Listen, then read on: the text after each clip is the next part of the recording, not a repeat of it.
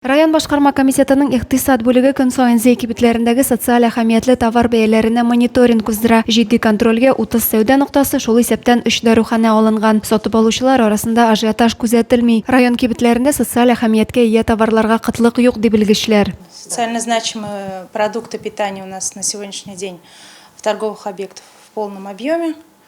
Ситуация стабилизирована, ажиотажного спроса на отдельные позиции товаров не наблюдается. Были небольшие скачки на протяжении 3 недель по сахарному песку, по борщевому набору, по овощам.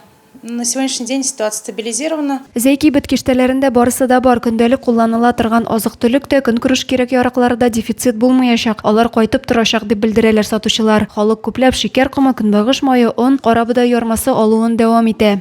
Через день уж у нас машина приходит. Все есть. Сахар поступает, гречка, масло растительное, мука.